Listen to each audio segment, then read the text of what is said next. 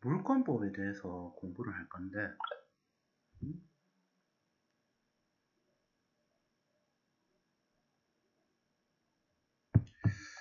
물권법에 대해서 공부할 건데, 이 물권법이 뭐야 도대체? 물권법은 민법의 한 분야로 사람이 물건에 대해 가지는 권리를 다루는 법이야. 주로 소유권, 지상권, 전세권 같은 권리들을 규정하고 또 물건에 대한 사용, 처분, 관리 등에 관한 원칙들을 담고 있어. 쉽게 말하면 재산권을 다루는 법이라고 보면 돼. 용익물권과 담보물권은 뭐지? 용익물권은 물건을 사용하거나 그로부터 이익을 얻는 권리를 말해. 예를 들면 소유권이나 지상권, 전세권 같은 것들이 있어. 반면에 담보물권은 채권을 보장하기 위해 설정하는 권리로 대표적으로 저당권이나 질권이 있어. 결국 용익물권은 물건을 직접 활용하는 권리이고 담보물권은 채권을 보장하는 수단이라고 보면 돼. 그러면 그거 185조 물건은 법률 또는 관습법에 의하는 외에는 임의로 창설하지 못한다. 이게 물건이라는 게 법이나 관습법 말고는 그 근거를 둘 수가 없다는 얘기네. 맞아. 그 말은 물건에 대한 권리나 개념은 법률이나 관습에 의해서만 인정된다는 뜻이야. 즉, 아무나 임의로 새로운 물건 개념을 만들거나 권리를 설정할 수 없다는 거지. 그래서 물건의 존재와 범위는 반드시 법이나 관습에 따라 정해진다는 점을 의미해. 제186조 부동산 물권 변동의 효력. 부동산에 관한 법률 행위로 인한 물건의 득실 변경은 등기하여야 그 효력이 생긴다. 이 내용에 대해서 좀 설명해줘. 맞아. 민법 제86조는 부동산에 관한 물건 변동은 등기를 통해서 비로소 효력이 발생한다는 원칙을 담고 있어. 즉, 부동산에 대한 권리를 변경하려면 그 사실을 등기부에 기록해야만 제3자에게도 효력이 인정되는 거지. 등기를 하지 않으면 비록 당사자 간의 약속이 있더라도 제3자에게는 그 권리가 인정되지 않는다는 의미야. 근데 187조에 등기를 요하지 아니하는 부동산 물권 취득이라고 해서 상속, 공용징수, 판결, 경매, 기타 법률의 규정에 의한 부동산에 관한 물건의 취득은 등기를 요하지 아니한다. 그러나 등기를 하지 아니하면 이를 처분하지 못한다라고 나와 있는데, 이게 이제 요 상속이나 이런 거는 등기할 필요가 없다는 얘기인 거야. 어떻게 된 건지 설명 좀 해줘. 맞아. 민법 제187조는 상속이나 공유, 진수, 판결, 경매 같은 법률상의 규정에 따른 부동산 물건 취득의 경우 등기를 하지 않아도 권리가 취득된다는 의미야. 하지만 등기를 하지 않으면 그 부동산을 제3자에게 처분하는 데 제한이 생기지. 따라서 권리 자체는 취득되지만 다른 사람에게 권리를 주장하거나 처분하려면 등기를 해야 한다는 점이 중요한 포인트야. 188조 동산 물건의 양도의 효력, 간이인도. 동산에 관한 물건의 양도는 그 동산을 인도하여야 효력이 생긴다. 양수인이 이미 그 동산을 점유한 때에는 당사자의 의사표시만으로 그 효력이 생긴다. 이게 이제 동산이라는 거는 물건이잖아. 휴대폰 같은 거. 그러면 이 동산을, 그 동산에 관한 물건의 양도는 그 휴대폰을 손으로 이래 전달해 줘야 되는 거지. 그게 인도라는 얘기잖아. 그래야 효력이 생긴다는 얘기인 거고. 이렇게 해석하는 게 맞을까? 너가 좀 설명해 줘. 맞아. 그 해석이 맞아. 여기서 말하는 동산은 휴대폰처럼 물리적으로 이동할 수 있는 재산을 의미하고 그래서 그 동산을 다른 사람에게 양도하려면 실제로 그 물건을 건네주는 즉 인도해야 효력이 발생하는 거야.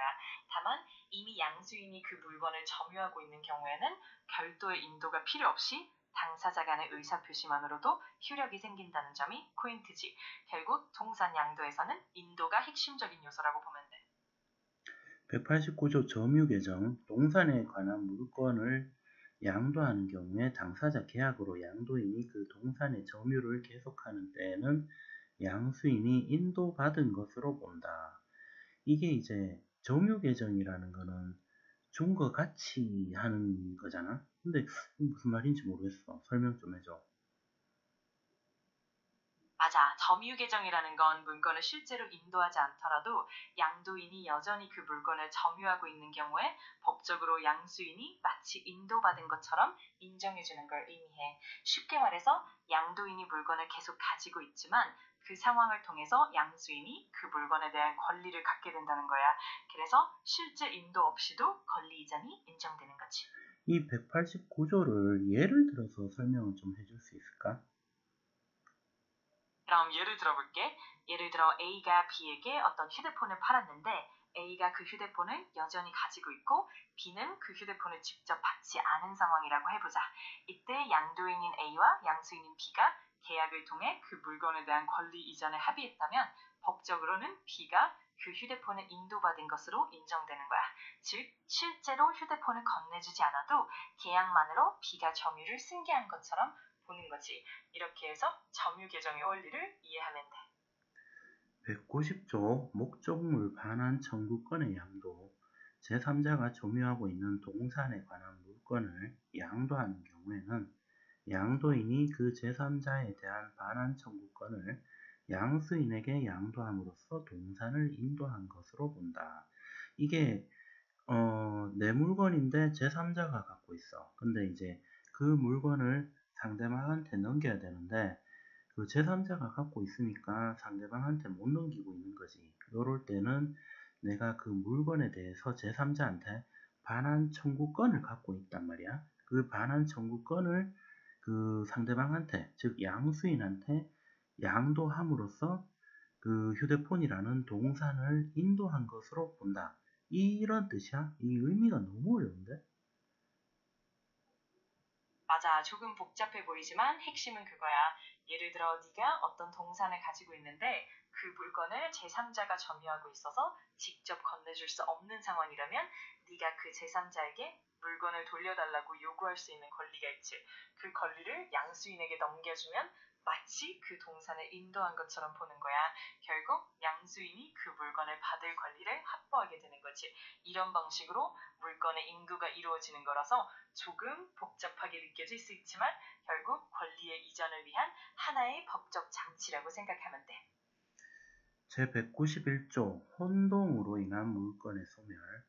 동일한 물건에 대한 소유권과 다른 물건이 동일한 사람에게 기속한 때에는 다른 물건은 소멸한다. 그러나 그 물건이 제3자의 권리의 목적이 될 때에는 소멸하지 아니한다.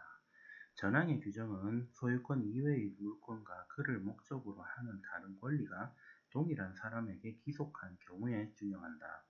점유권에 관하여는 전 2항의 규정은 적용하지 아니한다. 이게 혼동이라는 게 너무 어려운 개념인데 이거 초등학생도 이해할 수 있도록 너가 쉽게 좀 설명해줘. 알겠어. 쉽게 말하면 두 개의 같은 물건이 한 사람 손에 모두 들어가게 되면 원래의 물건은 사라지는 것처럼 생각하면 돼. 예를 들어 A라는 사과와 B라는 사과가 있는데 둘 다 같은 사람이 갖게 되면 그 중 하나는 그냥 사라지는 거지. 하지만 만약에 그 물건이 다른 사람의 권리와 연결되어 있다면 그 물건은 사라지지 않고 그대로 유지된다는 거야. 그래서 혼동은 같은 물건이 한 사람에게 모두 모이는 상황을 말하지만 그 물건이 다른 사람의 권리와 관련될 때는 다르게 적용된다고 보면 돼. 이렇게 생각하면 좀 더 이해하기 쉬울 거야. 이게 초등학생도 이해하기 쉽게 예를 들어서 좀 상세하게 설명해 줘봐. 좋아. 그럼 간단한 예를 들어볼게. 예를 들어 네가 사과를 두 개 가지고 있다고 생각해봐. 하나는 빨간 사과, 하나는 초록 사과라고 하자. 그런데 네가 이 두 사과를 모두 한 손에 갖게 되면 사실상 두 사과가 합쳐져서 하나의 사과처럼 되는 거야. 이때 만약 이 사과가 다른 친구의 권리와 관련되어 있다면 그 사과는 그대로 유지되고 사라지지 않는다는 거지. 이렇게 생각하면 같은 물건이 한 곳에 모일 때 어떻게 처리되는지를 쉽게 이해할 수 있을 거야. 또 다른 관점에서 다시 한번 설명해 줘봐. 그래도 이해가 잘 안 된다. 알겠어. 조금 더 다른 예를 들어볼게. 예를 들어 네가 두 개의 비슷한 장난감을 가지고 있다고 생각해봐. 하나는 빨간색, 하나는 파란색인데 이 두 장난감이 결국 네 손에 모두 들어오게 되면 둘 중 하나는 사라진 것처럼 되는 거야. 그런데 만약 이 장난감이 다른 사람의 권리와 연결되어 있다면 그 장난감은 사라지지 않고 그대로 남아있는 거지. 결국 같은 물건이 한 사람에게 모일 때 그 물건이 다른 사람의 권리와 연결되어 있는지에 따라 달라진다는 거야. 이렇게 생각하면 조금 더 쉽게 이해할 수 있을 거야. 알겠어. 지금까지 물권법에 대한 총칙을 얘기했는데